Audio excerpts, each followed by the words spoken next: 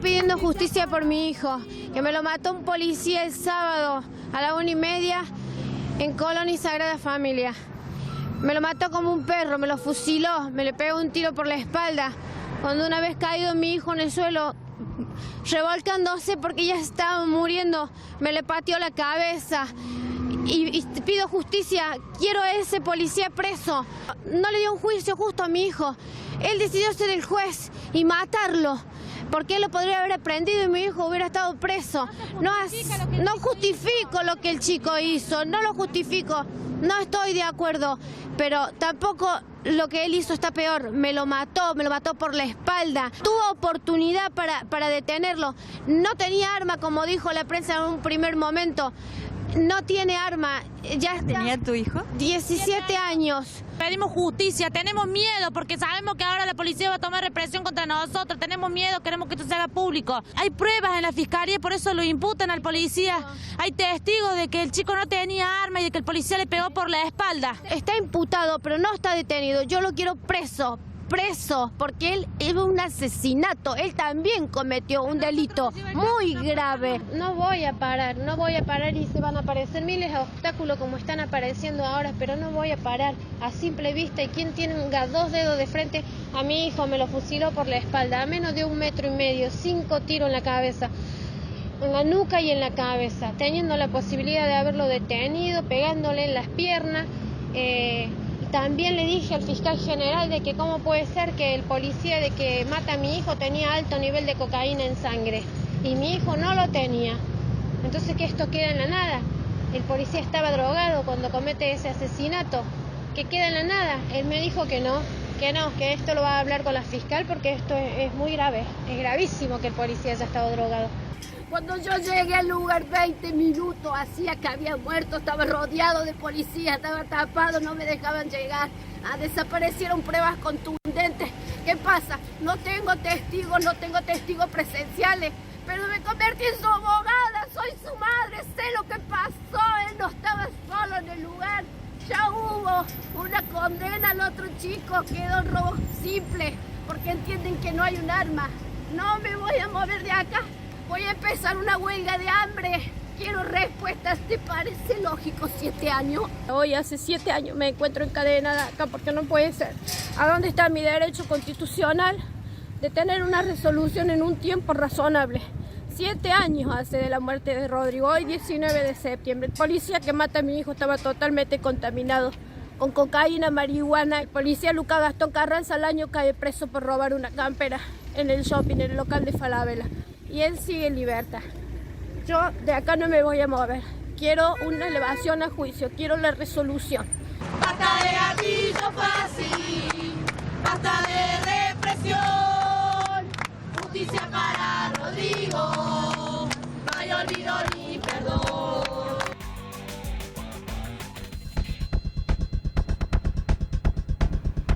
¿Qué tal? ¿Cómo les va? Buenas noches, bienvenidos. Esto es Redacción Abierta.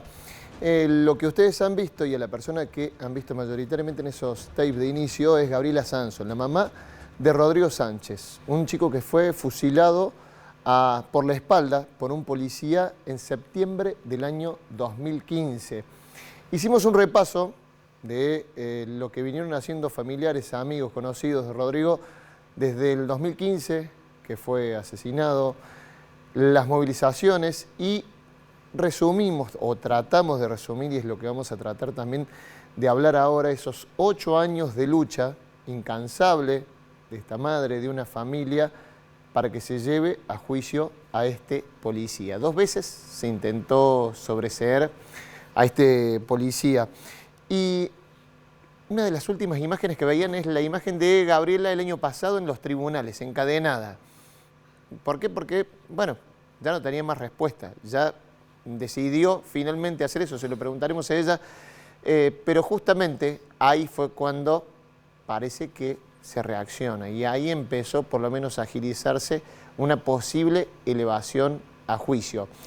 Quizás no, hemos hablado mucho en este programa de la violencia institucional, pero también hacemos una crítica a veces al tratamiento de los medios, porque parece que hubiera vidas o muertes que importan más que otras, y por eso el caso de Rodrigo lo hemos visibilizado, pero no ha tenido la visibilidad que han tenido seguramente otros casos de gatillo fácil en la provincia. En teoría, deben comenzar las audiencias la semana que viene. Vamos a ver qué pasa. Por eso están aquí en este estudio también Gabriela Sanso, que es la mamá de Rodrigo, Romina, que es su tía, y Adolfo Allende Pose, que es abogado de la familia. ¿Cómo les va? Buenas noches. Gracias por estar. ¿Qué tal? Buenas noches. Hemos hecho bien el resumen. Gabriela, digo, una lucha de 8 años que tiene algún resultado ya. Creo que vamos a ir de adelante para atrás, pues ya te voy a preguntar cómo fue en aquel momento el asesinato de Rodrigo.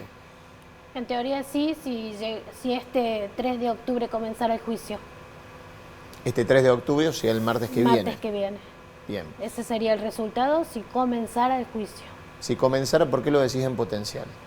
Porque nos notificaron el martes que puede haber una suspensión, porque el policía no tiene defensa, o no tenía. Ya se le designó una abogada letrada, pero que pidió la suspensión para poder estudiar el caso. Ya vamos a hablar los términos legales de lo que puede pasar con esto. En teoría, todo indica que debería comenzar este juicio. Para quienes nos están mirando y no saben cómo fue este caso, cuenta un poco la historia de Rodrigo. En el año 2015, Rodrigo en Colonia Sagrada Familia pierde su vida en manos del policía Lucas Gastón Carranza a través de un intento de hecho de robo. Y ahí comienza mi lucha. Ahí comienza este camino que, como siempre lo digo, yo nunca negué el hecho, pero... ¿Nunca negaste lo que estaba sucediendo ahí? No, nunca negué lo que sucedió Claro. ahí, pero siempre digo que un muerto ya no puede ser juzgado, entonces yo me centré en lo que le hicieron, porque, ¿Qué pasa en esa esquina ese 19 bueno, de septiembre? Rodrigo intenta robar una cartera de un auto y cuando emprende su huida, sale Carranza por atrás y le dispara, hiriéndolo de muerte instantáneamente. Mi hijo cae tirado al suelo y muere.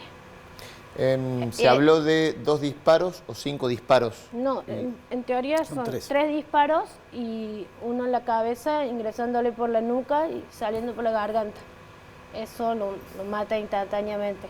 ¿Y qué pasó ahí? Pasó que yo sostengo, como ahí digo, que me convertí en su abogada, en su investigadora, en sus ojos, en su voz. Le colocaron pólvora en las manos, porque Rodrigo estaba desarmado. Desaparecieron las cámaras de monitoreo, que tanto esperé 8 meses que se levantaran en el secreto de sumario y yo pudiera ver esas cámaras, o casualidad no habían tomado nada. ¿Por qué? Porque Carranza había matado a mi hijo, pero si Rodrigo hubiera matado a Carranza, las cámaras lo hubieran filmado, porque yo siempre dije que las cámaras de monitoreo las manipularon. Las cámaras de monitoreo de la policía. Colonia Romina, Sagrada Familia. súmate si querés también, digamos, porque bueno, vienen ustedes en esta lucha, venís acompañándola a Gabriela desde hace esos 8 años, y tienen dudas ustedes sobre lo que pasó con esas cámaras, sobre la manera en que no se pudo, o por lo menos dicen ustedes, se tapó, se ocultó evidencia de eso. Sí, se limpió la escena del crimen. Rodrigo tenía en su mano solo 5 bujías, de las cuales desaparecieron del lugar del hecho. Después, bueno, aparece este policía que es Cumplido, Gonzalo Cumplido, donde él dice haber estado presente en el semáforo, donde da 3 declaraciones diferentes durante todo este tiempo, donde también cabe recalcar que el policía Lucas Gastón Carranza tenía alto nivel de cocaína, marihuana y dienzodiazepina en sangre. No solo lo decimos nosotros los familiares, sino lo dice el expediente. Lo dice el expediente. Lo dice el expediente. Toxicológico. A los 3 años del robo de esta cartera, No, al año se celebra un juicio por el robo de esta cartera donde se determina que no existió tal arma. Entonces hay muchas pruebas que demuestran que esto es un caso de gatillo fácil. Él no dio la voz de alto, sacó su arma reglamentaria y automáticamente disparó esos 3 disparos que uno le impacta en la espalda a Rodrigo.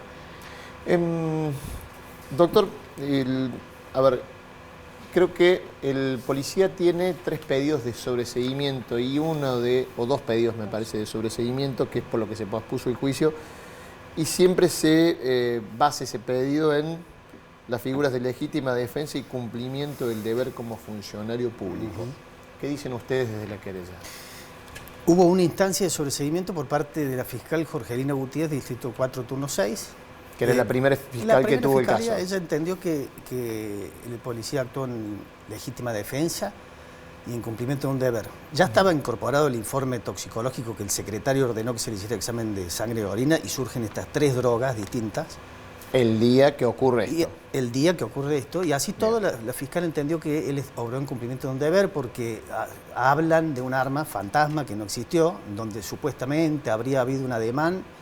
Sábado a las 13:30 en Colón y Sagrada Familia, no se secuestró ningún arma. Imagínense que hubiese caído como cayó en la carpeta asfáltica y el arma hubiese quedado en el lugar del hecho. Me detengo ahí, doctor, porque suele ser, o por lo menos lo venimos reseñando en los casos de gatillo fácil, que la práctica o el protocolo implícito es el plantar un arma. En este caso, ni siquiera no le plantaron un arma, esa arma que denunciaban que estaba nunca se encontró, no estaba, ni siquiera la plantaron, pero denunciaron que había un arma en el hecho. Sí, un arma que está ingresada a la causa por vía de testimonios que después se cayeron, básicamente, porque en 2018, el 30 de mayo de 2018, la Cámara Sexta del Crimen, con la doctora Carranza a cargo del juicio, concluyó, después de haber producido toda la prueba sobre ese hecho en relación al otro chico, Sanabria, que estaba con Rodrigo ese día,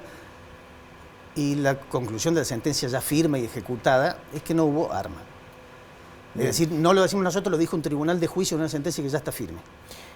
Ya vuelvo con ustedes. Lo voy a sumar a esta mesa, alguien que siempre nos ayuda a entender este tipo de casos, las derivaciones que tienen, y esto de lo que hablaba recién, ese protocolo a veces implícito que tienen las fuerzas de seguridad para actuar en uno u otro caso. Miguel Robles es especialista en seguridad, ex titular de Delitos Complejos de la Nación. Miguel, ¿cómo te va? Gracias por sumarte nuevamente.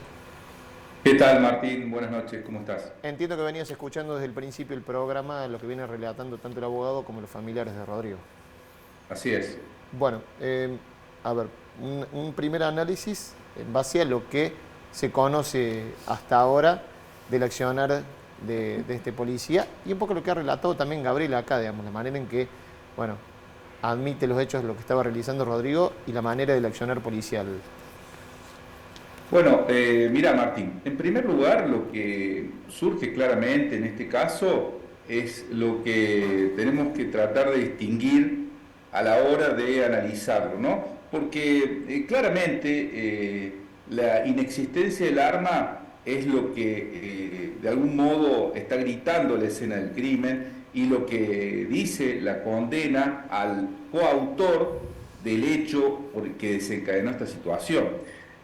Ahora, esto que ocurrió y que la escena del crimen grita desde el punto de vista criminalístico, me pregunto, ¿es lo que la sociedad quiere ver, lo que la policía acepta como un hecho que pueda ser lógico de articularlo dentro de la situación por la cual se acusa al policía? Bueno, claramente es algo a lo cual se le da la espalda. Acá lo que se ha intentado es claramente construir otra situación.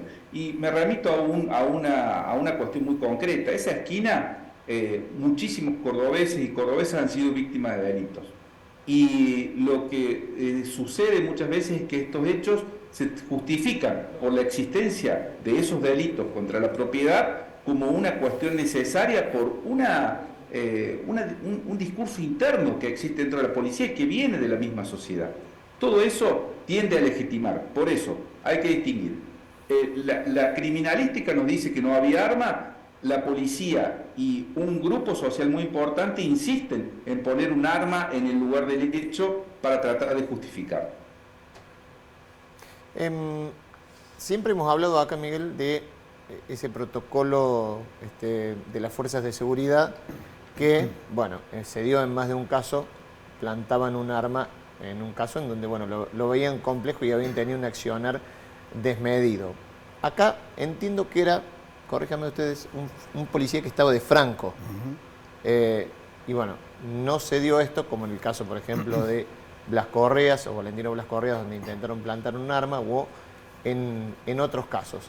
¿Qué puede, o qué crees vos que puede llegar a pasar en un juicio que ya viene posponiéndose y en donde se argumentó que hubo una legítima defensa por parte del policía actuante en ese día? Mira, con respecto al protocolo nunca admitido y tampoco escrito de la Policía de la Provincia de Córdoba de plantar armas, te tengo que decir algo, Martín. Esto es una cuestión de hecho y en muchas ocasiones lo que han surgido en las causas, por ejemplo, en el caso de Huelpellico, por ejemplo, en el caso del hecho que ocurrió hace aproximadamente 2 años en barrio... bueno, ya se me ha... o en Barrio Urca, perdón, es que no hay un arma para plantar en el lugar del hecho y tiene que ir a buscarlo. Entonces, muchas veces se hacen maniobras de tipo criminalística para suponer que tiene la existencia de esa arma. Ahora, no logran, por una cuestión de hecho, encontrar un arma para plantarle a la persona a la cual se le habría disparado. Y termina sucediendo todo esto donde se termina afianzando con testimonios lo que nunca existió. ¿Qué es lo que va a suceder en el juicio? Mira, Martín, desde ya te digo que este juicio la semana que viene no comienza, no va a comenzar, porque sencillamente la letrada va a tener que ponerse, que ha asumido la defensa, va a tener que ponerse al tanto de todas las situaciones y es materialmente imposible. En segundo lugar, ¿qué es lo que se va a resolver? Bueno, acá hay una cuestión de...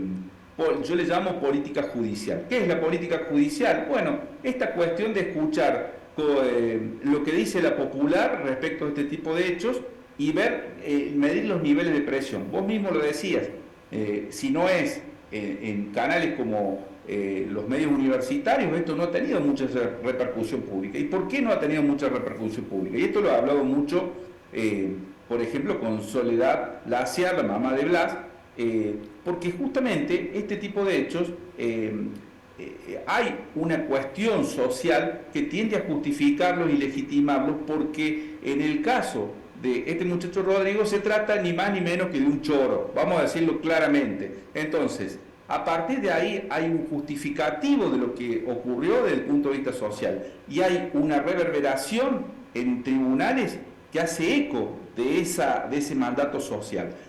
Sí, lo que estás diciendo, Miguel, es ni más ni menos que la sociedad más de una vez pide mano dura.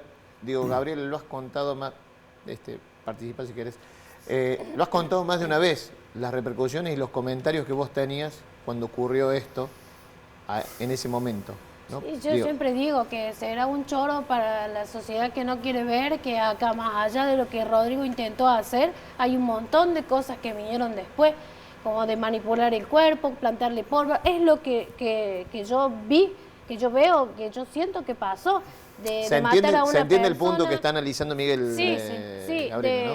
Pero para mí no.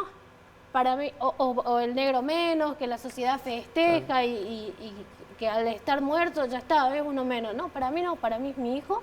Para mí sí, va a ser toda mi vida mi hijo y acá pasaron un montón de cosas a raíz de ese intento de robo. Habías contado hace poquito, Gabriela, Doc también se quiere sumar, sí, que un poco cuando vos accediste al expediente, fuiste contando un poco todos los destratos que sufriste por parte de la justicia. Sí, por ejemplo, que si te referís a que la Fiscalía me atendió en 8 años 2 veces, que solo pidieron el sobreseguimiento sin una investigación previa. Desde un primer momento, la fiscal Jorgelina Gutiérrez pidió el sobreseguimiento. El destrato que tuvimos las 2 veces que a ella la atendieron en Barandilla, el cansancio físico y psicológico que el Poder Judicial ha tenido en contra de los familiares, no solamente de familiares de Rodrigo, sino de otros casos también. La desigualdad de derechos, de tener que esperar 8 años para que esta causa se elevara a juicio, porque para el Poder Judicial, casos de gatillo fáciles dependiendo de quién era el pibe y qué estaba haciendo. Por eso siempre decimos que vamos en contra de un gran monstruo, no solamente de ese policía que apretó el gatillo, sino también de aquella institución que es avalada y amparada por el Estado y por un gobierno. Doctor, recién decía Miguel, sigue escuchando y sigue en línea también, pero dice, con este cambio de defensor es muy probable que las audiencias se pospongan, que se celebre la primera y que se pospongan. ¿Es así? ¿Cómo vienen esos plazos? No, yo creo que el tribunal tiene la intención de que el juicio empiece. Lo que puede pasar es que se haga la audiencia del martes y que después sí tengamos una postergación para darle tiempo a la defensa pública de que se organice, porque ya tenían ellos también pautadas una serie de juicios pendientes que te parece misma fecha, digamos. Ellos se desayunaron con esto ahora. Con respecto a lo que plantea Robles del juicio social, es real, sí. Es real que la gente dice, bueno, pero el policía mató a un ladrón. En este caso, le tenemos que decir a la sociedad que este policía, a los 2 años, pasó a tener ese mismo rótulo, porque lo encontraron robando una campera en Falabella y fue ahí cuando lo sacaron de la fuerza. Es decir, que si vamos a poner rótulos, Carranza también tiene ese mismo rótulo, de ladrón, de choro, como lo quieran decir. Pero, yo, como ciudadano, de la fuerza y se expone a un proceso judicial como se debe. Sí, la persona que roba, ¿no? Digamos, sigue vivo. Claro, para, exactamente. Para decirlo en esos términos. Además de eso, yo como ciudadano no quiero un policía que de Franco va con su arma en la cintura. ¿Por qué? Si está de Franco, ¿qué necesidad de llevar el arma en la cintura? Drogado. Yo no quiero un policía que está abriendo fuego a plena luz del día en una esquina muy concurrida, porque murió Rodrigo y pudieron haber muerto otras personas más, ¿no es cierto?, en el campo de fuego en el que disparó. Entonces yo no quiero un policía. Si la sociedad va a reclamar, que va a decir, bueno, pero mató a un chico que estaba robando, bien, yo prefiero que si se está yendo por una cartera, que lo deje ir y que le dé la posibilidad de que eventualmente, si vuelve a cometer ese error, lo procesen y tenga que pasar por su proceso, que teniendo 17 años hubiese ido como mucho un semestre a un instituto de menores. Pero no quiero un muerto en la calle ni un policía drogado disparando como un loco, ¿no es cierto? Yo no quiero eso de ninguna manera, creo que la gente tampoco. Miguel. Bueno, quería concluir con lo que me habías preguntado, Martín, y claramente lo que también tenemos que preguntarnos es qué va a suceder si se comprueba que efectivamente la persona fallecida nunca portó un arma, si Rodrigo nunca portó un arma. ¿Qué va a pasar con todos aquellos testimonios que dijeron que lo habían visto armado? Y esta es la situación más compleja para el Poder Judicial, porque se va a destapar una situación de encubrimiento similar a las que ocurren, como por ejemplo sucedió en el caso Blas Correas, nada más que en el caso Blas Correas se fue a fondo. En esto, bueno, van a tener que correr antecedentes de un montón de policías que manipularon la información o directamente mintieron cuando tuvieron que declarar. Esta es la situación tan gravosa a la cual se va a enfrentar una Cámara y va a tener que decidir. Si vos me preguntás el pronóstico, yo creo que ya no hay muchas alternativas, teniendo una sentencia previa donde ya se ha manifestado de manera contundente que nunca existió un arma de parte de las personas que perpetraron el hecho contra la propiedad.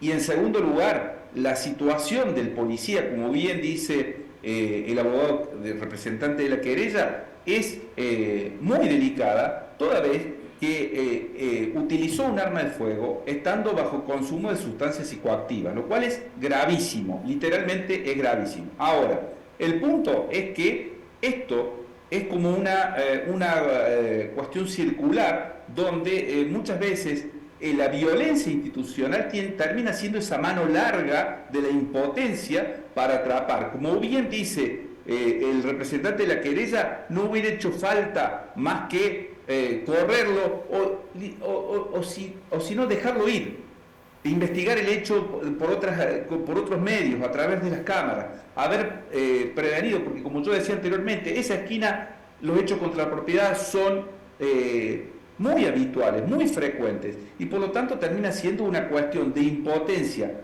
del policía y también institucional de resolver este tipo de hechos.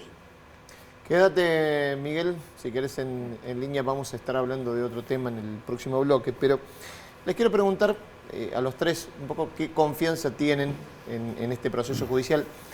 Se sentaron un poco las bases, o lo que creíamos eran, bueno, una base interesante, una vez que terminó el juicio a los policías implicados en el asesinato de Valentino Blas Correas. Fue un caso que tuvo mucha visibilidad, mucha presión mediática. Creíamos que, bueno, había dejado alguna enseñanza, pero el tiempo dijo que no cuando vimos el fallo y leímos los fundamentos del fallo por el juicio a Joaquín Paredes, asesinado en Paso Viejo, en el norte, un caso que ya tuvo menos visibilidad, menos prensa y menos presión. ¿Qué expectativas tienen sobre la justicia, doctor? La expectativa es que este juicio se haga y que haya una condena. Es lo que creemos que tiene que pasar. Y a partir del año pasado, cuando Gabriela se encadenó en tribunales, intervino una fiscal adjunta, que es la doctora Bettina Croppi, una excelente funcionaria, y básicamente dio indicaciones al fiscal que estaba reemplazando a Jorgelina Gutiérrez para que se concluyera de una vez la investigación, ¿no es cierto? Porque ya el sobreseimiento no prosperó, se quedó la causa paralizada en la fiscalía. Bueno, terminen con esto y esto que se vaya a discutir en un juicio, que es lo que corresponde. Bueno, nosotros creemos que ese juicio se va a hacer, se tiene que hacer y que va a haber una sentencia, es lo que tiene que pasar. Que va a haber una sentencia para este policía, sí. Pero también va, ¿creen ustedes que bueno, se va a seguir con esa cadena? Por ejemplo, a ver, una de las personas que aparece implicadas, o por lo menos como testigos en esta causa, es el ex comisario jefe de Zona Sur, Gonzalo Cumplido, que bueno, fue sobreseído por distintas responsabilidades en el caso Blas Correas, pero acá también aparece como uno de los testigos. Este es un antecedente de la intervención de Cumplido, es decir, ya acá ya se iba perfilando cuál es el rol que tenía Cumplido en la fuerza policial. A Cumplido parece que lo hubiesen llamado para hacer este tipo de trabajo, porque se puso él, nosotros no creemos en su relato, lo veremos en el juicio, que le vamos a preguntar insidiosamente muchos detalles sobre su testimonio. Él casualmente justo estaba ahí en esa esquina, entonces asistió y le pareció ver que el otro chico hizo un gesto como si tuviera un arma. Yo creo que a partir de ahí Gonzalo Cumplido se ganó un ascenso y lo vamos a poder saber en el juicio, porque se lo vamos a preguntar cuánto tiempo después lo ascendieron por esa intervención. Porque hicieron un operativo, llegaron móviles, cubrieron la zona, no pudieron plantar un arma, pero sí trataron de favorecer en todo lo que se podía y tapar el problema que había causado gravísimo Carranza, que mató a un chico de 17 años. ¿Gabriela? Para mí no estuvo en el semáforo donde él dice que estuvo viendo lo que estaba pasando. Para mí él se colocó ahí porque él era una pieza fundamental para que casos como este quedaran impunes. Porque lo dije el otro día, casualidad en la causa de Rodrigo, casualidad sale a decir lo que sale a decir en la causa de Blas Correa. Tiene otras causas de gatillo fácil donde él también trata de justificar el accionar de estos policías. A mí me pidieron pruebas contundentes. Yo sé muchas cosas que pasaron en el lugar del hecho, donde yo no pude comprobar a la fiscalía, porque personas que vieron no quisieron ser testigos. Chicos que vieron lo que pasó no me quisieron acompañar, porque después decían no, porque después la policía no nos va a dejar vivir, no nos va a dejar trabajar. A mí me pidieron pruebas contundentes. ¿Y él? ¿Cómo comprueba él que él estuvo en ese semáforo? Él fue una clave fundamental en este juicio también, porque todo el mundo le cree a él, le creía. Sí, pero yo no le creo. Él que me demuestre a mí o que nos demuestre a nosotros que él estuvo en ese semáforo viendo lo que pasó. Él no estuvo ahí. Unos segundos. Sí. Lo que el mismo que le preguntaba al doctor. ¿Tenés expectativa? ¿Buena expectativa en la justicia después de estos 8 años? Yo confío en mi abogado. Confío en mi abogado, confío en mi lucha. La verdad, yo no creo en la justicia. Esa es la verdad. Lo dejo en las manos de Dios. Lo dejo en las manos de Dios, porque pase lo que pase, sé que Carranza ya está condenado. Ante los ojos de Dios, él ya está condenado. Yo soy creyente. Y todo lo dejo en las manos de Dios, confío en mi abogado. Vamos a estar ahí el martes. Gracias a los tres por Gracias. haber venido a Redacción Abierta. Nosotros nos vamos a la primera pausa en Redacción Abierta y ya venimos. Ya seguimos con más programas.